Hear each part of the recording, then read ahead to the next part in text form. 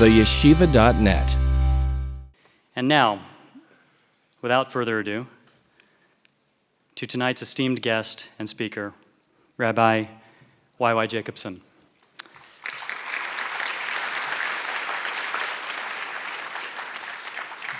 Rabbi Jacobson was the first rabbi invited by the Pentagon to deliver the religious keynote to the U.S. military chief of chaplains and the NSA.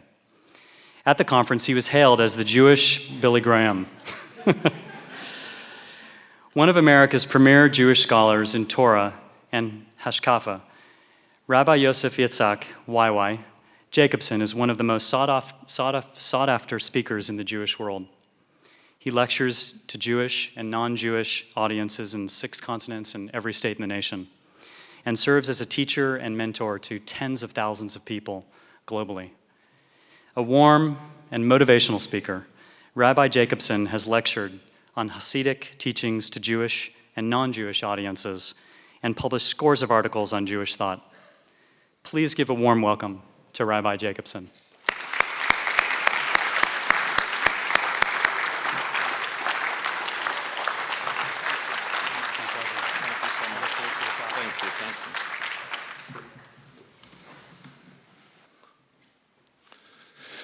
Thank you so much for your kind and gracious introduction.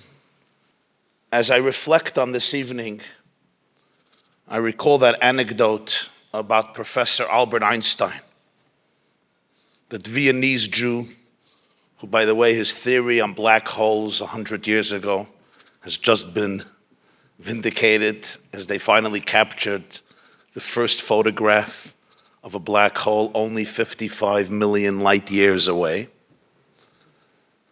with the width of 25 billion miles, and it looks like a bagel. Einstein, who's considered the greatest scientist of the 20th century, was also a little absent-minded. And once he was traveling on a train in Europe. And you know how the trains in Europe, the conductor would go from cabin to cabin, ask everybody to give their ticket, punch a hole in the ticket, and he approaches Professor Albert Einstein. Dr. Einstein, your ticket, please. He searches right pocket, the left pocket, his pants, his jacket, his hat, under his chair, his briefcase. The ticket is gone. The whole train is looking. And the conductor says, Professor Einstein, I know who you are. We all know who you are. It's obvious that you have bought the ticket. It's fine. I'll move on. And he moves on. Einstein gets up and at this point crawls down on the floor, prostrates himself completely as though it was a mosque, searching and searching. The poor man is searching everywhere. And the conductor comes back and says, Professor Einstein, I told you already. I know who you are. I trust that you have purchased a ticket. There's no need for you to find this ticket. He says, no. I must find the ticket. He says, I trust you. It's fine. You could stay on the train. He says, listen, I know who you are. You could stay. Einstein says, I also know who I am, but I don't know where I'm going.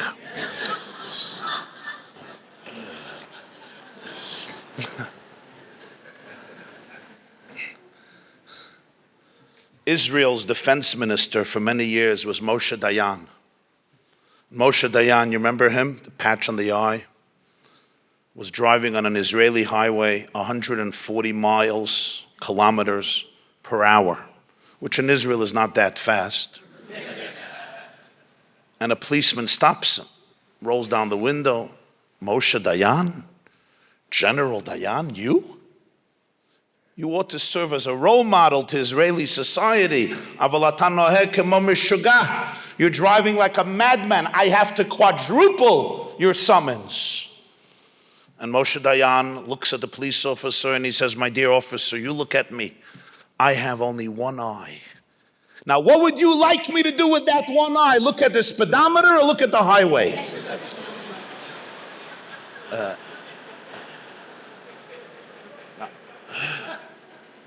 Now, I just got it. I once shared this anecdote, and somebody in the crowd, it's a Jewish question. Did he get the ticket? So since I'm a New Yorker, I'm not as polite as some of you Texans. I told them you remind me of my grandmother, what she said. She said there are three types of Jews: Shlomiels, Shlomazels, and Nudniks. And the difference is the Shlomiel pours the soup on the Shlomazel. The Nudnik wants to know, what type of soup was it? I don't know if Moshe Dayan got a ticket, and I don't know if Albert Einstein found his ticket. But I do know that there is a moral in the story. And that is, in life and in history, we often only look at the speedometer and we fail to see the highway. We fail to understand where we are going, what is our destination. And hence, it is a true privilege to be here this evening celebrating the 16 years of the Dallas Torah Day School. What I find unique about this institution of great Jewish education that you have just read about, great testimony through the texts and WhatsApp messages of the moms and the lionesses of the Jewish community in Dallas. There's really 6 features. You know, the Talmud in Tractate Kiddushin, page 29, says somewhat of a strange, quite an interesting comment. The Talmud says, what are obligations of a parent to a child? An interesting question.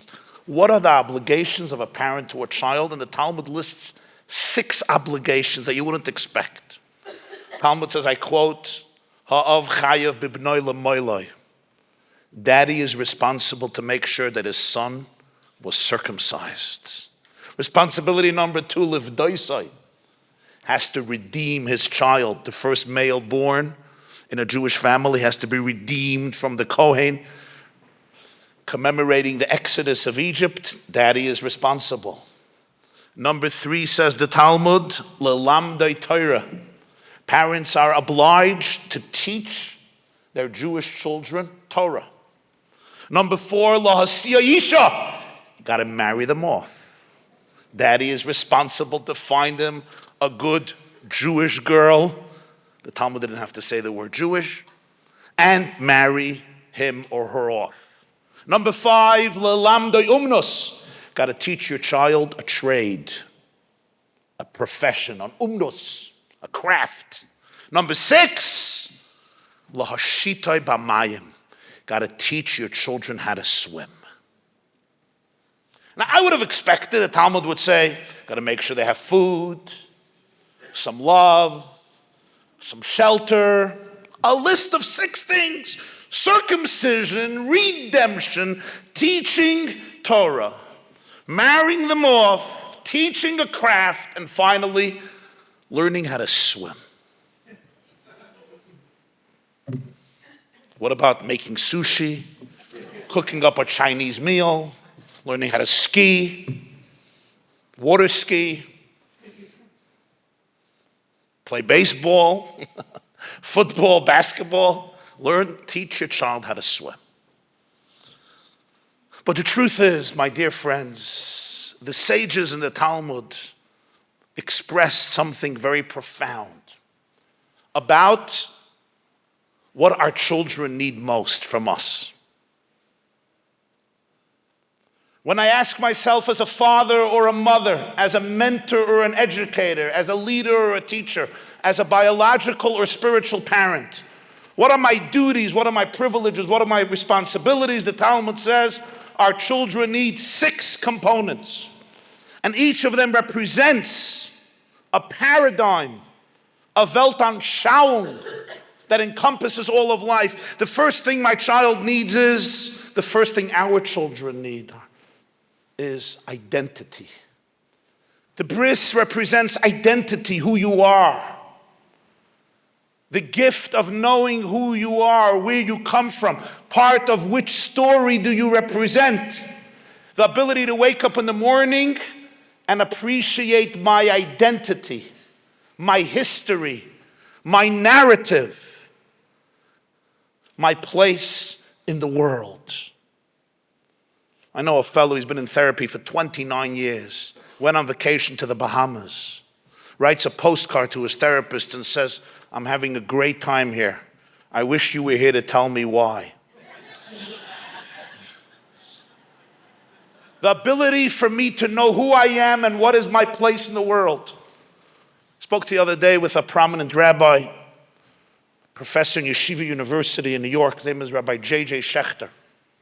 And he shared with me something he heard from an Israeli man, a man named Aryeh Eldad. Story firsthand, he shared this with me on the phone. Aryeh Eldad has a very interesting job in Israel.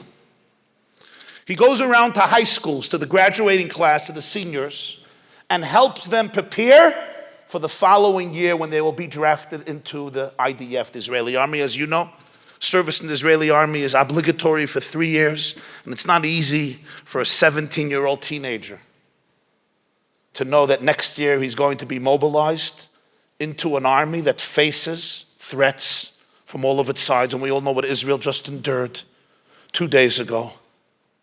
24 hours, more than 600 rockets aimed at civilians, men, women, and children. And these 18-year-old boys are drafted to defend the country. We who grew up in the United States of America don't even begin to fathom what that means for an 18-year-old kid.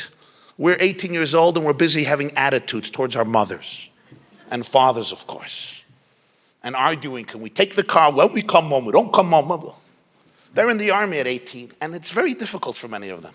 So Aryeh Eldad, who's a very charismatic young man, goes to high schools, and he speaks to the kids, and he empowers them, and he inspires them, and he explains to them, especially children, youngsters, teenagers who are having a lot of emotional resistance and difficulty, and he spends time with them, and he explains to them the value and the story and the history and what Israel is about and what the Jewish homeland is about. And the last thing he does with these children, I'm calling them children, teenagers, he takes them to Har Herzl, to Mount Herzl. I'm sure some of you have been there. That's the cemetery where prime ministers are buried, but also thousands of Israeli soldiers are buried. And as the rabbi, our dear principal, spoke today, is Yom HaZikaron, Memorial Day in Israel. We're coming from it yesterday. And there are thousands of soldiers, and there are sections. Those who died in the Battle of 1948, Independence War, 1956, Sinai Campaign, 1967, 1973, 1982, until the last Gaza war, 2014. Sections. In the section of 1948, there's a section where 70 soldiers are buried. They all died the same day in the Independence War of 1948. And these teenagers noticed a tombstone, and on the tombstone was engraved the day of the yahrzeit, the day the soldier died, serial number, the name of the platoon, where the death happened, but instead of a name, it said Almoni. You know what Almoni means in Hebrew? The anonymous one. And they turn to Mr. Eldad, they say, who writes the anonymous one on a tombstone? And he says, I'll tell you the story of this soldier. He was a lone survivor of the Holocaust. He lost his family. He came to what was then called Palestine on one of the illegal ships under the British mandate. As he arrived to what was then called Palestine, they gave him a gun. And they said, we're being attacked by 7 armies. We need fighters. And the next day he fell in battle. The next day, it was a famous battle known the Castilla battle. 70 soldiers died. The road near Jerusalem. And when they buried this soldier, they discovered the double tragedy. It wasn't only that he was killed, they didn't know his name. His comrades who he fought with for a day might have known his name, but they were all dead. There was nobody to ask. There was literally nobody to ask. Who is this person? They didn't know. And they buried him. And they wrote on his tombstone, it's there, you could check it out, Almoni. The anonymous soldier. And these boys, these teenagers, are looking at this grave. And Aryeh Eldad says, and I want you to understand why this boy took a gun when he was just coming from Auschwitz, Birkenau. And he said, because these Jews knew that in 1938, when so many nations met in Evian in France, and the question was, what are we supposed to do with the Jews? There was not a single country who said the Jews could come to us. Initially, Adolf Hitler, Yamach Shema, didn't plan to exterminate the Jewish people. He wanted to expel every Jew from his territory. There was nowhere to go. These Jews knew this in their blood. And for them to be able to come to a place that every Jew could call home, our eternal home. What's the definition of home? Definition of home, I think it was Frost who said, that when you come there, they gotta let you in. That's the definition of home. We come there, they gotta let you in. Jews didn't have a home. So they took their guns and they fought to be able to give the Jewish people their home. Restore them to their ancient homeland after 2,000 years. The teenagers were very moved, and then they turned to Aryeh Eldad and they said, but Aryeh, who says Kaddish for this boy? Who commemorates his yahrzeit? Who mentions his name? He said, nobody. There was nobody to tell. They didn't know who it was.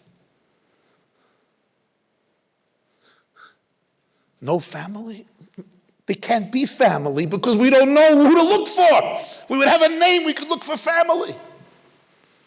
They said DNA. Today there's DNA. He said, we could take the DNA, but who are we going to match it up with? We're going to ask 14 million Jews to come to Tel Aviv and test their DNA? The boys said a Kaddish right there. And they went home. A few months later, they were drafted into the Israeli army. A year passed. Aryeh Eldad forgot the story. But around a year and a half later, on the yahrzeit of this anonymous soldier, he gets a call from those boys who are in the army. And they say, Aryeh, today is the yahrzeit of the anonymous soldier. Matzanu et hamishpacha shelo. We found his family. You guys are Meshiga? It's been 70 years. Where'd you find the family? You don't know a name. Where'd you find the family? Matzanu et hamishpacha shelo. We found the family. The family is going today to his grave to commemorate his yahrzeit, to pray for his soul, to learn Torah in his merit, to give charity in his merit, to learn the Mishnayos, to celebrate his life and his sacrifice. Aryeh thought something happened to them.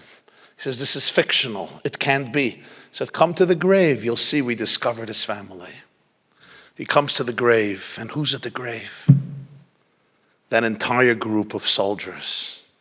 And they said to him, Matzanu et hamishpacha shelo, anachnu hamishpacha shelo. We have discovered his family. We are his family. And since then, it's been only a few years, they come every year on the yahrzeit to say Kaddish.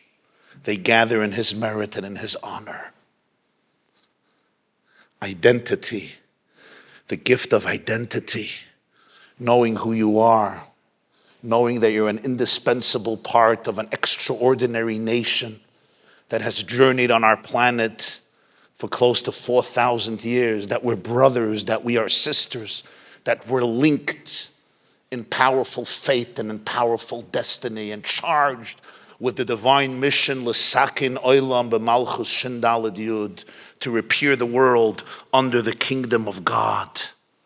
The gift of identity. But the Talmud says, not enough. Parents have to be able to liberate a child. Livdoso, liberate a child? Set your child free. What does it mean to set your child free? It means we got to teach our children that they're never in shackles. They are never victims of their circumstances. In every situation, they have the ability to choose freedom and to use their circumstances as a springboard for growth, success, and awareness. Today, this psychology of victimhood is all over the place. Blame this one and that one. You know the fellow who came into a bar, asked for a drink, took the glass, threw it at the bartender. The bartender says, "What are you doing?" He says, "I suffer from uncontrollable rage and I'm so embarrassed." "Okay, I forgive you." Next night, same thing, takes the glass, throw. "What's this?" Said, "My mother was an alcoholic. My father was a narcissist. I have this crazy anger in me. I'm so embarrassed." "Okay, I understand." Next night, the same thing. He says, "What are you?" He says, "I'm dysfunctional. I'm mentally unstable. I'm completely fragmented and dejected and broken. I'm very embarrassed with myself, but this is who I am." He says, "Listen, you can't throw glasses on me every night. You got to go to therapy. You don't come back here without therapy. If you do, I call the police." Comes back a year later, fills up his glass with Crown Royal, l'chaim, makes a toast, downs it, takes the glass, throws it at the bartender. He says, "What now?" He says, "I went to therapy and I'm not embarrassed anymore." We have to be able to teach our children the gift of freedom. The gift of freedom is, I may not always have the ability to control the circumstances, but I can always control my attitude towards those circumstances, how I deal with them, how I see them. I'm always charmed by that couple in 1940 who went on a honeymoon. And where'd they go on a honeymoon? They rented a rustic cabin in a forest for 3 days and 3 nights, looking forward to this real honeymoon imbued with nature. But the first night they were visited by a woodpecker. And the woodpecker decided to peck away all night. They couldn't sleep. And at dawn, they experienced what Rabbi Katz experienced this morning. The downpour of rain, and since the woodpecker managed to pierce a hole right above their heads, they now experienced Noah's flood during the first night of their honeymoon. Soaked, they spent the day drying their clothes and their blankets, and the next night, the woodpecker came back for another romantic evening, raining again, and the third night as well. And now it was time for the honeymoon to end, and they got into their car and they're driving home. Now, if it was a Jewish couple, what would the conversation look like? I don't know about Dallas, but I know about New York. "I told you we should have gone to the Hilton or the Ritz-Carlton, not some stupid rustic cabin because you decided you got to be bohemian and uninhibited and cool and creative. It's your fault. No, it's your fault. No, it's your fault. You're obnoxious. You're rude." For the next 60 years, the fight would continue every night, even if in different words, which is what happens with many, many couples. Instead, the woman turned to her husband and said, "That was an unbelievable honeymoon. That was extraordinary. It was incredible. Now we just have to figure out why it was unbelievable."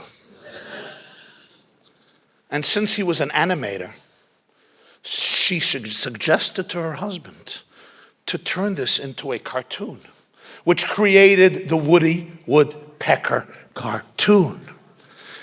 And I'm reading an article 50 years later, 60 years later, and a journalist asks this couple, Walter and Gracie Lance, "What was the greatest night of your life?" And without thinking, without skipping a heartbeat, they said, "When the woodpecker came to visit us on our honeymoon. That's what gave us our wealth and our affluence and our success and our impact. That was hands down the greatest night of our life." I think about a little boy, a boy named Clint Pulver, who couldn't sit still in class. Now today we have a diagnosis for these types of things. But you know, when I was a kid in yeshiva, you were a kid in yeshiva, there was one diagnosis for everybody. It was called a frask. A patch here and a patch there, the same generic diagnosis for everybody. Remember? I can't sit still. So today you go for testing and evaluations for 3 years. We figure out why you can't sit still. In my class, when you didn't sit still, These were the genius pedagogues who molded the Jewish nation of the 1960s, 70s, and 80s.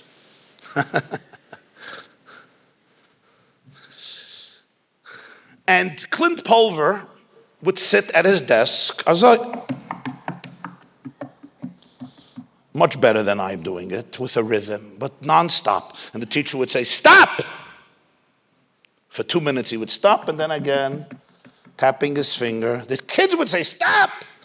Sent to the principal's office. The principal's office says, "I want you to sit in the class with both of your hands under your legs. You sit on your hands." You know how comfortable that is. All day. It worked for 35 seconds, and then he was back to tapping on the desk. And finally, a new teacher came in. And after a few days, the teacher looks at him and says, "Mr. Pulver, stay in the classroom after the class is over, after everybody is dismissed." He's a little kid, he's 8 years old, and everybody is dismissed. And he thinks, okay, he's finally going to be expelled from the school. And the teacher looks at him and he says, "Clint, you know, people say that you have a challenge, you have a problem. I don't see it that way. I want to give you something." And he opens a drawer and he takes out a drum set, and he gives it to him. And he says, "I think that you were created to be a drummer. And that's why your brain keeps on telling your hands, come on, get on with your vocation. Why don't you do what you're supposed to do? You don't have a problem. You're a great drummer." Today, he's a world-renowned drummer. The brilliance of that teacher was, instead of seeing it as a problem, even as a challenge, he understood, this is your opportunity. This is your uniqueness. We all have woodpeckers in our life who drill holes and cause the downpour to make our sheets wet and our bodies moist. What I do with that depends if I am a free person or I am a victim. Until today, Clint attributes his great success to one Mr. Jensen, the teacher who bought him that drum set and gave it to him and turned his failure into a story of success and celebration. But then the Talmud says, it's not just circumcision, it's not just redemption. You got to teach your child Torah. And in simple English, we call it values. Teach your child Torah. I'm reading this book by Steve Jobs' daughter. You saw that book? Very sad. Steve Jobs is a household name. One of the greatest inventors of our generation. He changed all of our lives. Yes, you're texting as I'm speaking. He has changed your life, and he's changed my life, because a few years ago, nobody texted when I spoke. They just fell asleep. Now they're texting. Steve Jobs changed everybody's life. His mind was extraordinary, there's no question.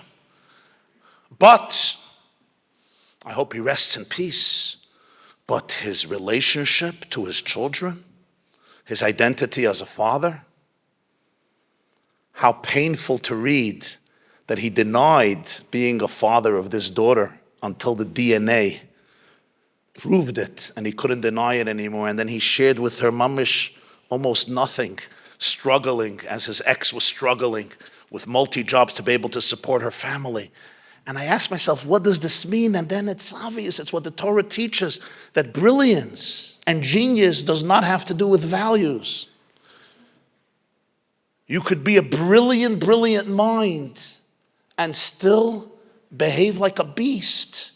You can be a self-centered, obnoxious, rude person. The most PhDs came from Germany before the Second World War. You know about the boy who was celebrating his bar mitzvah, and he came to his mother and said, "What should I talk about at the speech?" His mother says, "Talk about family. We have such a beautiful family." He says, "What's so beautiful about our family?" She says, "You know where we come from?" He says, "No." She says, "Let me tell you about my mother and my grandfather and my great-grandfather. Great people. This is where we come from." And the boy says, "Where do we come back? Where do we come from? All the way back." All the way back? God created heaven and earth. He created Adam and Eve. They had children, Abraham, Isaac, Jacob, Sarah, Rebecca, Rachel, Leah. Comes to his father. Father was a graduate from Duke. Daddy, where do we come from? All the way back. Daddy says, we have evolved. It took 15.3 billion years. But we have evolved from our cousins and from our ancestors, the chimpanzees, the apes, the monkeys, and they evolved from others. And how did it begin? It began with prebiotic soup or a chulent of gas and bacteria that exploded. And here we are. Comes back to his mother. Says, I'm very confused about my bar mitzvah speech. I want to talk about our ancestry. You tell me we come from Adam, Eve, God. Daddy tells me we come from apes, chimpanzees, bacteria, and gas. Who got it right? And his mother looks at him and says, son, there's no contradiction. Your father was talking about his side of the family. I'm talking about my side of the family.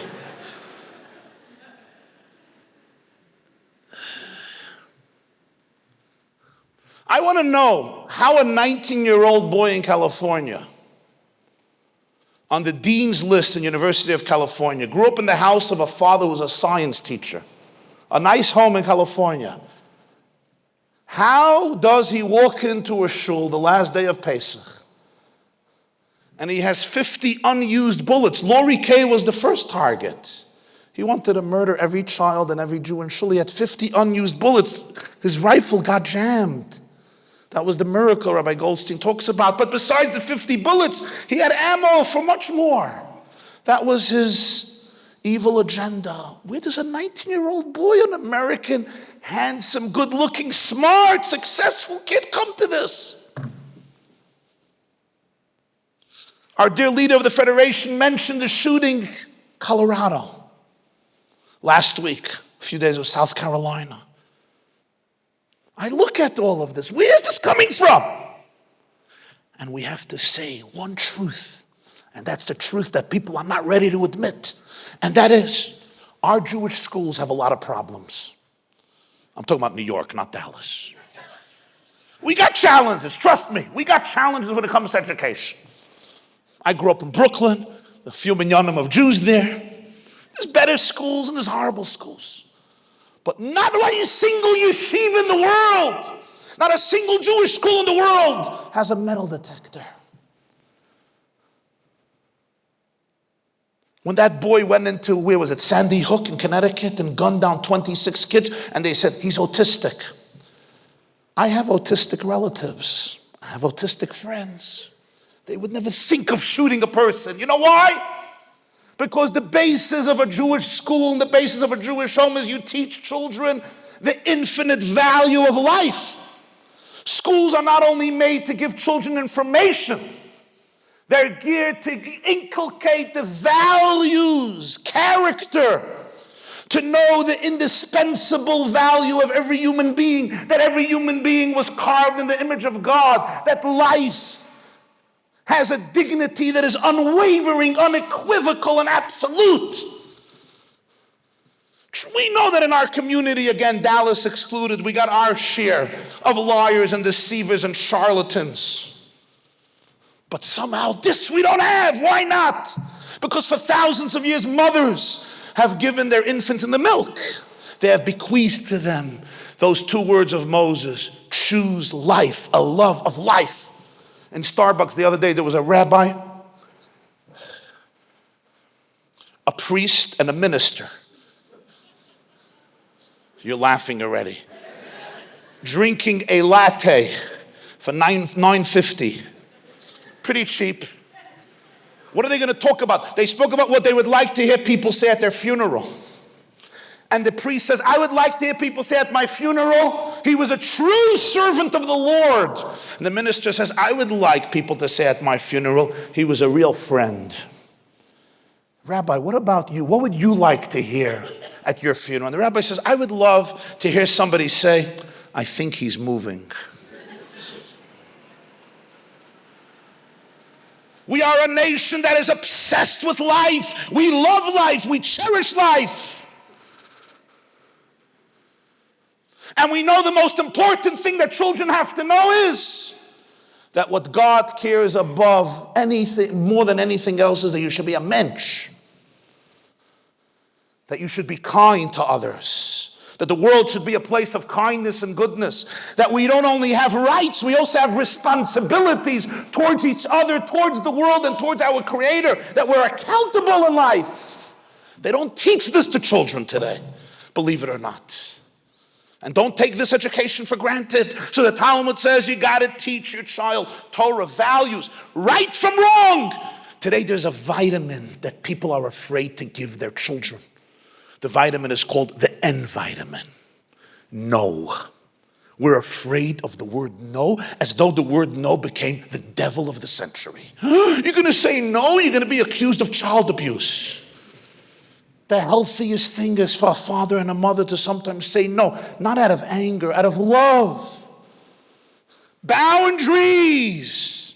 There's right and there's wrong. This is good, this is bad, this is moral, this is immoral. Teach your child values, Torah. This we do and this we don't do. I was speaking to a bunch of teenagers. I said, imagine you have this huge roof in your building. Great football field. One problem, there's no fence. You can't have a good game of football. Every time somebody tackles you, you're scared to fall off the roof.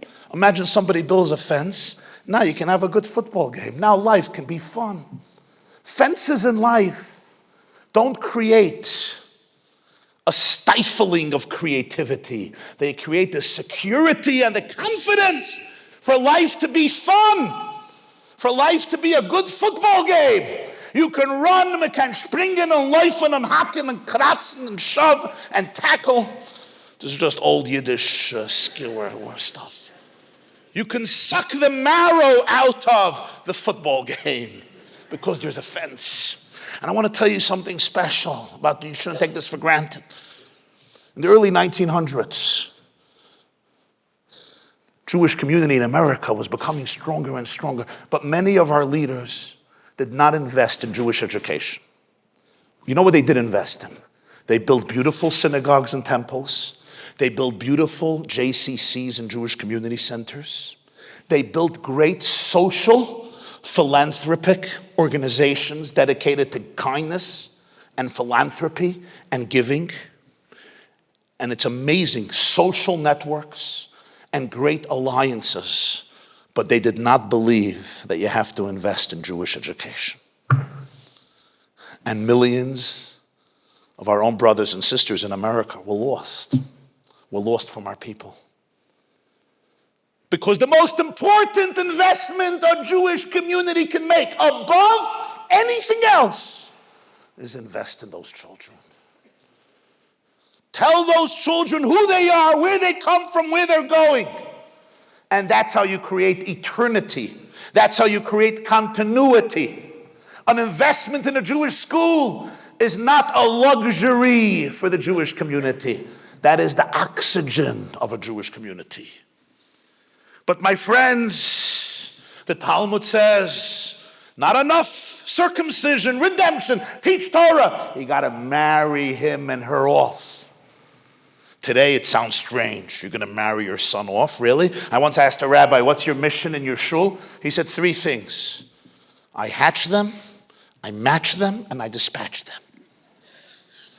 But in today's world, you're going to marry me off? You're going to marry off your 26-year-old boy or girl? Daddy, mix out. What does the Talmud mean? The Talmud means something so precious. You got to teach your child the value of family. Another value that has been forgotten today. With all of our open-mindedness and empathy, which is good to some degree, we have failed to remember that for thousands of years, the greatest institution that has proven to be the most successful environment to raise stable, happy, healthy, wholesome children is a husband and a wife who get along, who create a beautiful family, and who are ready to make sacrifices for that family. The first time it says in the Hebrew Bible, the word not good. Not good. Do you know when? Lo tov. It's not good. Lo tov heyos ha'adam levado. It's not good when man is alone. That's the first no good. It's the relationships. It's the power of family, the value of family, the connection of family. And yes, the knowledge that we sacrifice a lot for family and for relationships and for marriage. And we work hard to make our marriages work and create a wholesome, loving, nurturing home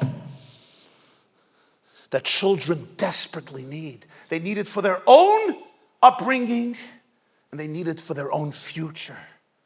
To learn from role models what it means to bring children into the world, how you bring children into the world.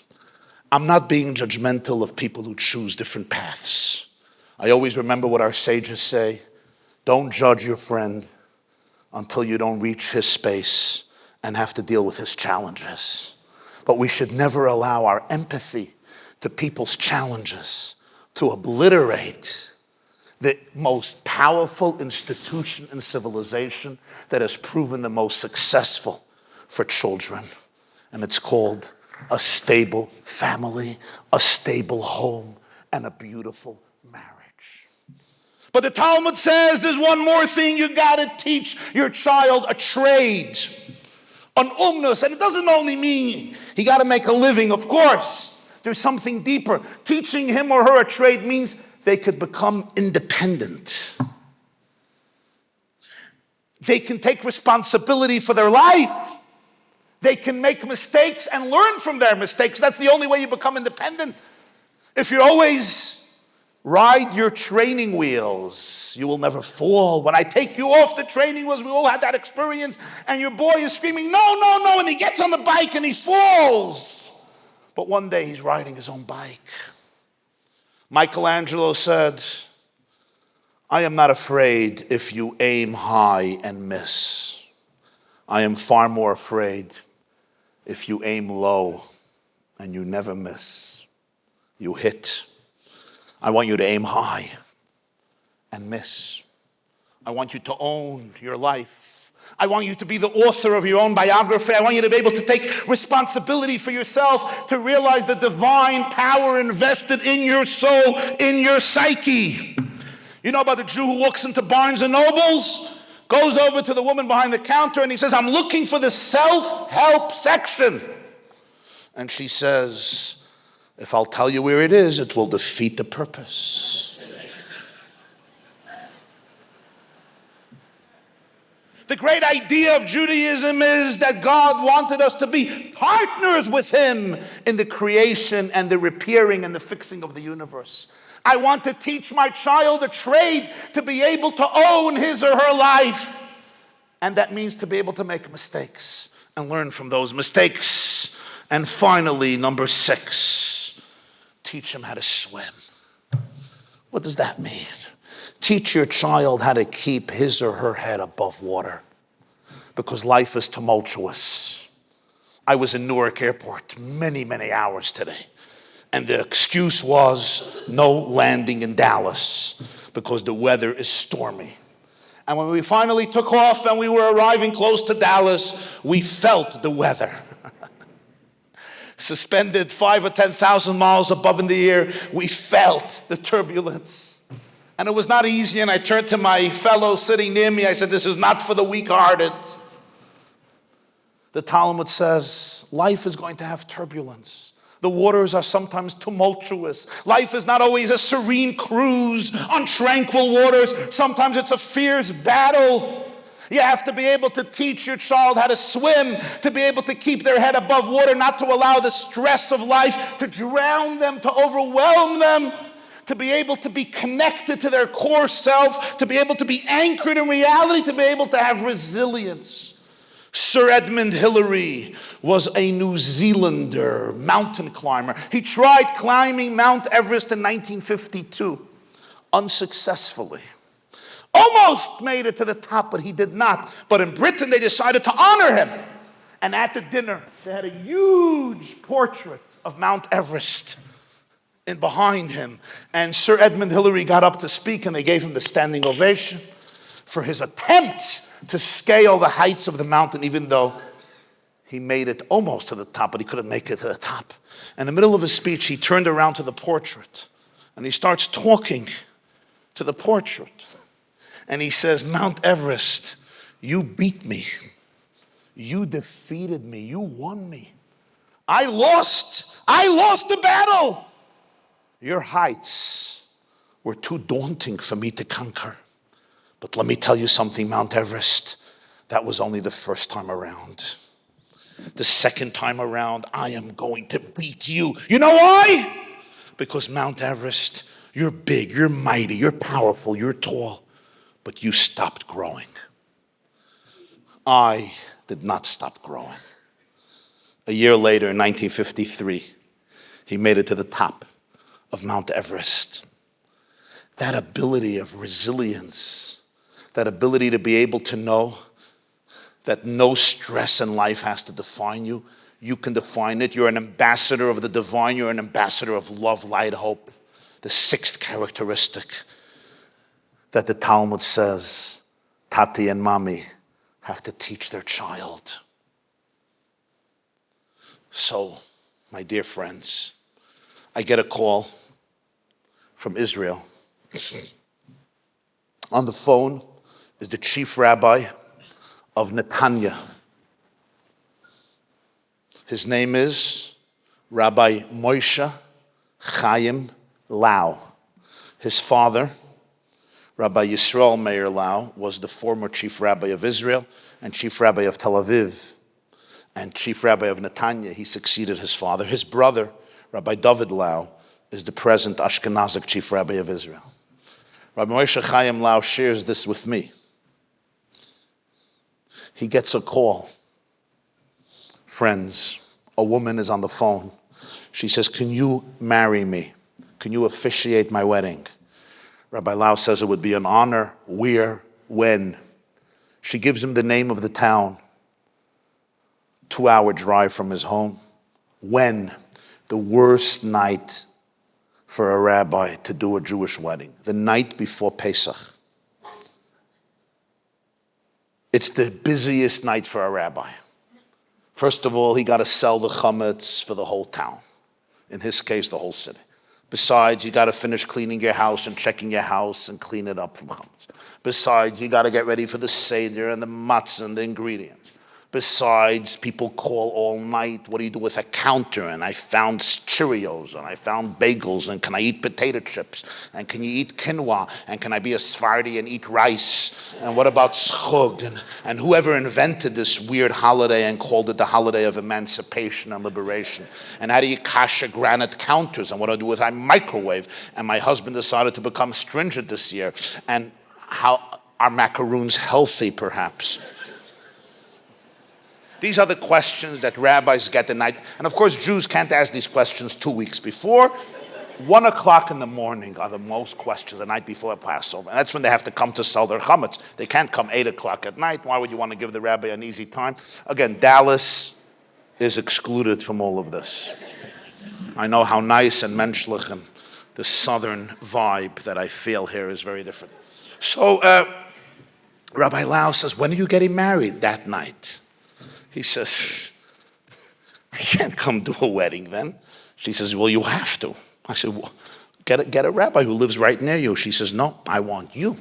She says, what do you want me?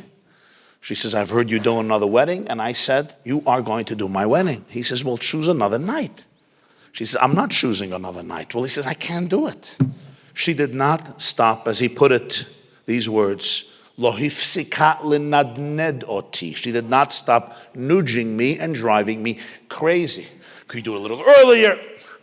After a few weeks, I said, okay, if you'll do this 4:30, I will be there, but I have to leave right after the chuppah because it's the busiest night of the year and I have a whole city to take care of and I have to sell the chametz and prepare for Pesach and I also have my own house and people ask, I'm going to come and go. No problem. He travels. And he's there 4:30 at the chuppah of this young woman at her marriage. And sitting at the chuppah, there's an elderly man sitting on a chair. And he sees him. And the elderly man stretches out his hand and he says in Yiddish, Shalom Aleichem, von wannen kommt Ayid? Welcome. Where do you come from? He says, I come from Netanya. Where do you come from? He says, I'm from Argentina. He says, where do you originally come from? And the elderly man says, I come from Pietrykov. Pietrykov, a city in Poland. Did you ever hear of this city? Pietrykov. That's where I come from. And he continues and he says, and do you know who married me off? Do you know who did my wedding? And do you know when he did my wedding? I'll tell you. The rabbi of Pietrykov in Poland. And you know what his name was? His name was Moshe Chaim Lau. And you know where he did our wedding?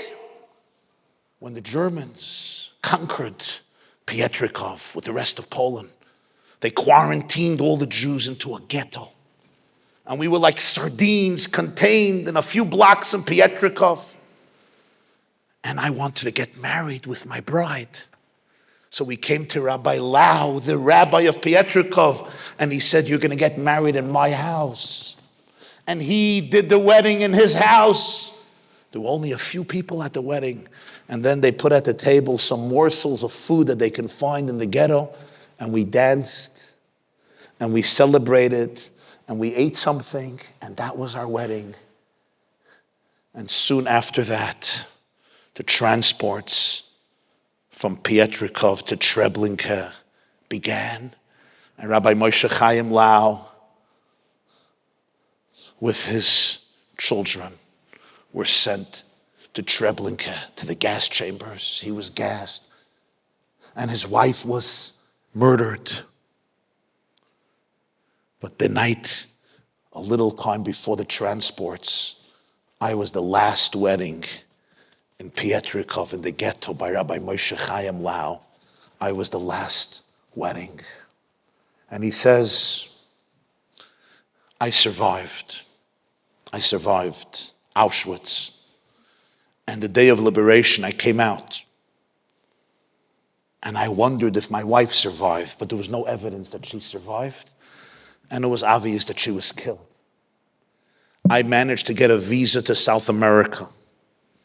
And I came to Argentina, alone in the world, alone in the world. And one day in 1948, I am walking in Buenos Aires. I am walking on a sidewalk, and ahead of me, I see a woman, and her gait from the back seems all too familiar. I know this woman from somewhere. I can't see her face. She's walking in front of me, but something is familiar. I run ahead. I take a look. It's my wife. I met my wife in Argentina. That night we moved into the same apartment. We didn't have to get married. We were married. None of us remarried. We were married. But it was so hard for us to have children. It took years for us to finally be blessed with a girl. One girl, a bat yechida, an only daughter, an only child. And this daughter is getting married here tonight at the chuppah. And I'm her father. I came from Argentina. This is my one daughter who was born when we were already a little older. This is where I come from. Did you ever hear of Pietrykov? Did you ever hear of Rabbi Moshe Chaim Lau? And the rabbi looks at him and says, my name is Moshe Chaim Lau. The rabbi of Pietrykov was my grandfather. He was the last rabbi of Pietrykov. He had a few sons. One was sent to the gas chambers with him. But he had a little boy whose name was Lulik. Lulik, Yisrael Meir Lau, the youngest Holocaust survivor. A little child born in 1938-39. He was with his mother, and his mother had the instinct that they're going to their death. So she took her 4-year-old baby and she pushed him to the other side where his 15-year-old brother, Tulek, was standing. And my father, Lulik, was crying, Mame, Mame, how could you do this? He couldn't understand how a mother can throw away her child. It took him years to understand that she saved his life as she told his older brother, watch over him. And when he was sent to Buchenwald, he got his baby brother into Buchenwald with a sack. And he went into Buchenwald and he survived. And he came to Israel. And he was raised by his uncle. And I'm his first son. And he named me after his father, Moshe Chaim Lau. I'm his oldest. I'm the rabbi of Netanya. My father is the chief rabbi, Yisrael Meir. And the man says, your father at my wedding was 3-4 years old running around. And the older man looks at him and says, your grandfather, Rabbi Moshe Chaim Lau, married me off right before he was sent to Treblinka and Gazd. And now, decades later, his grandson in Israel marries off my daughter. They were both weeping. Rabbi Lau tells me, he says, Rabbi Jacobson, I look at this person, I say, you don't understand. Your daughter was driving me crazy to do her wedding. I was going crazy from her. She chose the worst night. And I regretted it. But now I understand why I had to come to do this wedding. And when he shared this with me, it was such a glimpse into the power of resilience and the power of history. That chain. If you were a fly on the wall in 1943 in Pietrikov and you watched the transports, you would have concluded justifiably the seed of Israel has died. But decades later, in our homeland, in the Holy Land in Eretz Yisrael in Israel, the grandson of Rabbi Moshe Chaim Lau is marrying off this daughter and continuing that chain, that eternal chain of Jewish history. That's the gift of Jewish eternity, of Jewish resilience, of Jewish identity, of Jewish existence, of Jewish pride. And this, the Talmud says, is what every father and mother have to give each one of our children. Number one, identity. Number two, a sense of inner freedom. Number three, Torah values. Number four, independence, empowerment. Well, number four, the gift of family. Number five, empowerment and independence. Number six, to be able to keep their head above water with faith and resilience. And when I look at the Torah Day School of Dallas, I see that these are the 6 characteristics that this great institution in Dallas imbues into each one of its 350 children, Ken Yirbu. And I know that when you started off 16 and a half years ago, you started off with 0. I once asked my sister, who's a Rebbetzin in Manhattan, I said, Chani, how is your financial situation? She said, we started off with nothing and we're still left with most of it.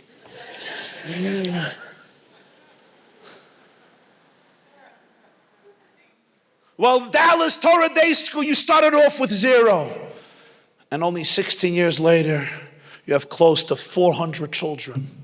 One of the most glorious institutions of Judaism, not only in Texas, and not only in America, but in the world.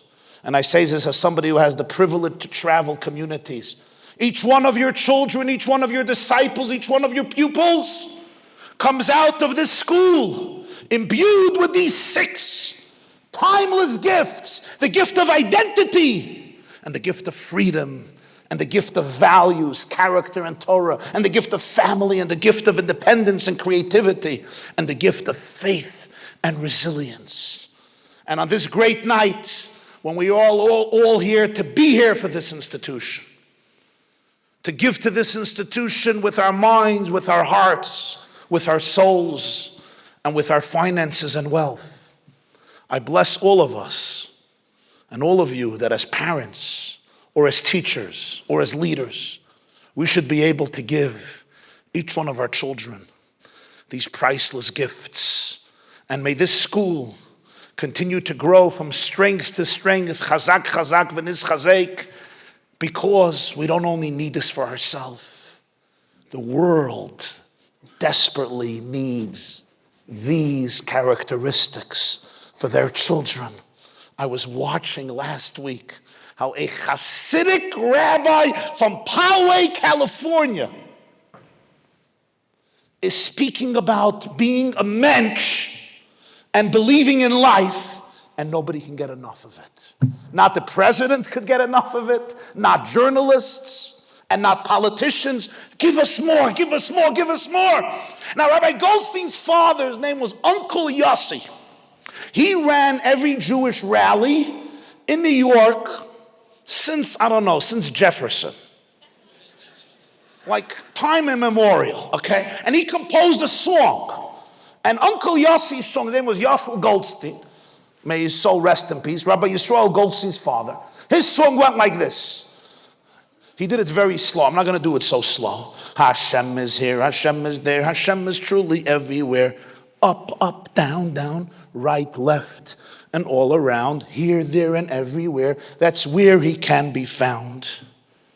Those were the lyrics of Uncle Yossi Goldstein. Hashem is here, Hashem is there, Hashem is truly everywhere. Up, up, down, down. And when we sang the song at the age of 3, 4, 5, 6, 7, 8, 9, we never stopped singing the song.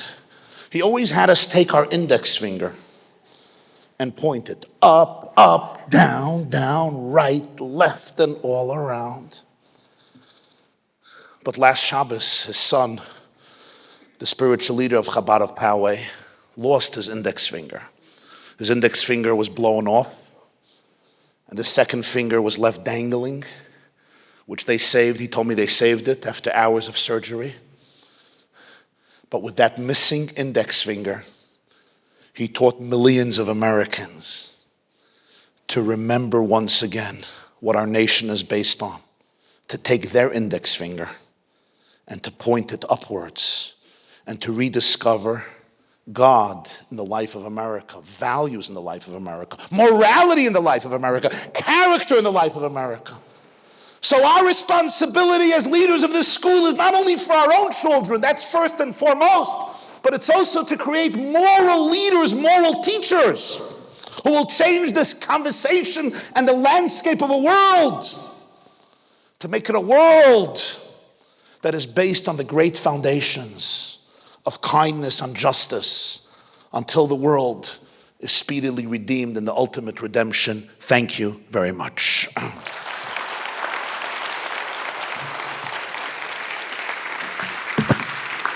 Thank you, thank you.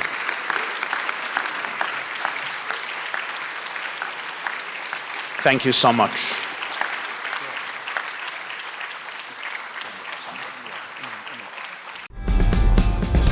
This class is brought to you by theyeshiva.net.